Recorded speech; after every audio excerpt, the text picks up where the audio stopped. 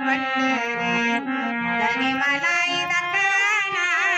विठुरायाची पंढरी जिठणात श्रीहरी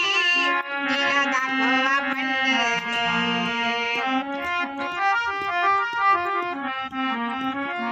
देशाची मुलगी भक्ती करून धन्य झाली